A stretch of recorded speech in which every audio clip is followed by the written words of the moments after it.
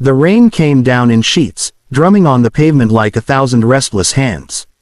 Maya's worn sneakers squelched with every step as she hurried along the street, one arm cradling her 3-year-old daughter, Lily, and the other clutching a brown paper bag that was starting to fall apart. The city felt colder that day, not just from the weather, but from the weight of everything she'd been carrying for months: overdue rent, unpaid bills, and a heart that refused to give up. She spotted the cafe on the corner, its warm lights spilling out onto the street like a promise. Inside, the air was thick with the smell of coffee and baked bread. The clinking of cups and soft chatter made it feel like another world, one where people had time to smile, to sit, to belong. Maya hesitated by the door, adjusting the thin jacket around Lily's shoulders. The little girl stirred, mumbling something in her sleep. "Shish, baby, just a little while," Maya whispered, brushing a wet curl from her daughter's forehead. Every table was full. Laughter echoed from a group of office workers in the corner, while couples leaned close over mugs of cappuccino. Maya's eyes darted from table to table, searching for an empty seat, any space where she wouldn't be asked to leave. She noticed him then, a man sitting alone by the window, his silver laptop open beside a half-empty cup of espresso. His suit looked like it cost more than her monthly rent, and the way he sat, straight-backed, composed, made him seem like someone who never had to ask for anything. Still, desperation overruled hesitation. Maya walked up slowly, heart pounding in her chest. Her reflection in the window caught her eye: damp hair, tired eyes, an old sweater 2 sizes too big.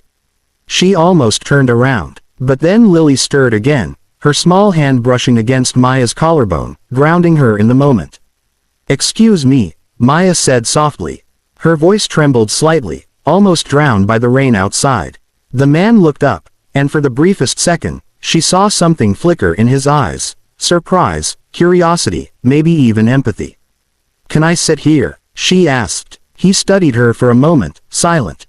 The noise of the cafe faded around them. Then, slowly, he closed his laptop, leaned back, and said with a calm smile, "Only if you eat too." For the first time that day, Maya felt her chest loosen, as if someone had opened a window inside her heart and let a little light in. Maya froze, unsure she'd heard him right. "Only if I eat too," she repeated, a nervous laugh escaping her lips. The man gave a small nod, his expression unreadable but not unkind. He gestured to the seat across from him. "Sit. The rain isn't stopping anytime soon." His voice was calm, deep, and strangely gentle, the kind of tone that made people listen.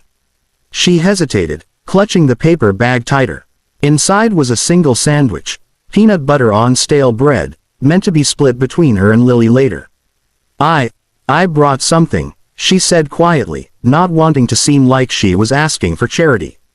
Her cheeks burned. She hated how small her voice sounded. The man's gaze dropped to the soggy bag, then back to her. "That won't do," he said lightly, signaling the waiter with a subtle raise of his hand.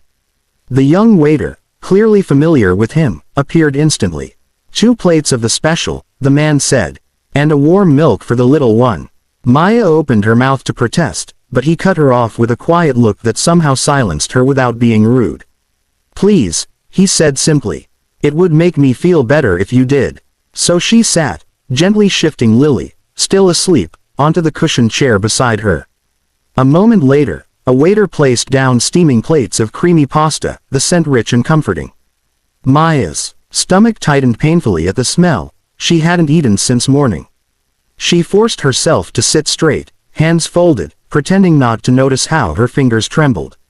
The man watched her with quiet interest. "You live nearby?" he asked after a few moments. His voice was casual, but there was an undertone of genuine curiosity.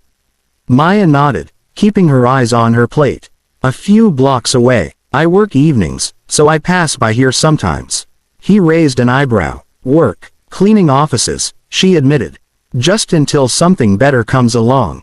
He hummed thoughtfully. "Hard work," he said. "Takes a lot to do that every day." She looked up, surprised by the sincerity in his tone. Most people brushed off what she did. He, however, seemed to mean it. "Someone has to," she replied with a small smile, trying to mask the exhaustion beneath her words. He studied her for a long second, then smiled, a real one this time. You remind me of someone I used to know, he said quietly, as if to himself. Who? My mother, he said. She worked 3 jobs, never asked for help, even when she needed it. For the first time, she saw something soften in his eyes, a shadow of memory, maybe even pain. The air between them grew warmer, filled with unspoken understanding. And for the first time in months, Maya didn't feel invisible. By the time the rain eased into a gentle drizzle, the cafe had begun to quiet. The lunchtime rush was gone, leaving behind the soft hum of music and the clink of coffee spoons. Maya sat a little more comfortably now, though she still felt out of place across from a man who looked like he belonged on magazine covers rather than in small city cafes. Adrian, that's what she'd learned his name was, had taken off his jacket, resting it neatly on the back of his chair. Without it, he seemed less intimidating. His shirt sleeves were rolled up, and there was a trace of warmth in his once serious expression. You know, he said, stirring his coffee absent-mindedly, most people would have walked past that door. You came in. Maya smiled faintly. When you have a child to feed, you stop worrying about how you look walking into places you don't belong. You belong anywhere you walk into, he said, almost sharply. Then, as if realizing his tone, he softened. You carry yourself like someone who doesn't quit easily. That comment lingered between them. Maya wasn't sure how to respond. Compliments weren't something she heard often, especially ones that saw past the surface. Lily began to stir in her sleep, tiny fingers curling against Maya's arm. The sight made Adrian's eyes soften. She's beautiful, he said quietly. She's everything, Maya whispered, brushing Lily's cheek. Her dad left when she was 6 months old. Since then, it's just been us. Adrian nodded slowly, his jaw tightening almost imperceptibly. He doesn't deserve to know her. His words were firm, almost protective, and they startled her. You don't even know us, she said with a small laugh, though her voice cracked slightly. I don't have to, he replied. Some things you can tell right away. Maya stared at him for a moment. This stranger who spoke with quiet certainty, who looked at her not with pity but with something far rarer, respect. She hadn't realized how much she missed that.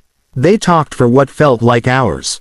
Maya found herself opening up about things she hadn't told anyone, the nights she stayed awake calculating bills, the fear of losing her small apartment, her dream of one day teaching art to children like Lily. Adrian listened, never interrupting, his gaze steady and sincere. When she apologized for talking too much, he shook his head. You're not talking too much, he said. You're reminding me what real strength looks like. For a long moment, neither of them spoke. The rain had stopped entirely now, leaving the windows streaked with silver lines. Adrian glanced outside, then back at her, and said quietly, maybe you're exactly where you were meant to be today. Maya didn't know what to say to that, but deep down, a part of her believed him. The clouds outside began to part, letting thin rays of late afternoon sunlight spill through the cafe windows. The world beyond the glass glowed golden and wet, every puddle shimmering like a mirror. Maya glanced toward the street, realizing with a start how long they'd been talking. Hours had slipped by as easily as rain down a windowpane. Lily was now awake, her sleepy eyes curious as she stared at the man across from them. Adrian smiled at the little girl, a smile softer than any he had given before. Hey there, he said gently. You've got your mom's eyes. Lily blinked, shyly hiding her face in Maya's sweater. Maya laughed, the sound surprising even herself. It had been so long since laughter felt natural. She's not usually shy, she said. She just doesn't meet many strangers who buy her warm milk. Well, Adrian said, pretending to think, then maybe I'll have to stop being a stranger. The words made Maya's chest tighten in a strange, unfamiliar way, a mix of warmth and disbelief. She began to gather her things, gently wrapping the paper bag around what was left of her sandwich. We should probably get going. I've already taken too much of your time. He shook his head. You've given me more than you think. She frowned slightly. What do you mean? He looked at her then. Really looked. Not like a man staring across a table, but like someone seeing something rare and unexpected. I spend most of my days surrounded by people who talk about numbers, profits, growth. And none of it feels alive. You reminded me that people still fight every day, quietly, without applause. That's worth more than you know. Maya didn't know how to respond. She wasn't used to being seen, let alone valued. Before she could find words, Adrian reached into his jacket and pulled out a sleek black card. He slid it across the table toward her. "This isn't a handout," he said, anticipating her protest. "I'm starting a project. Community-based education, something that actually helps single parents find footing.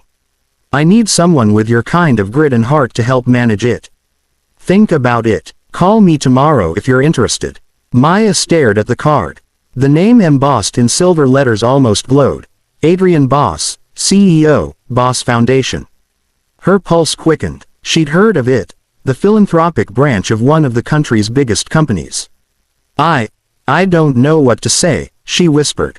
"Say you'll think about it," he replied softly. As she stood, Lily reached out and waved a tiny hand. "Bye-bye, mister," she chirped. Adrian chuckled. "See you soon, little one." Outside, the air smelled clean, washed new by the rain.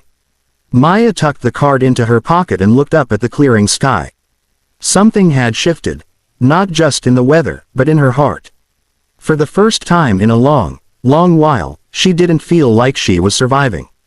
She felt like she was beginning.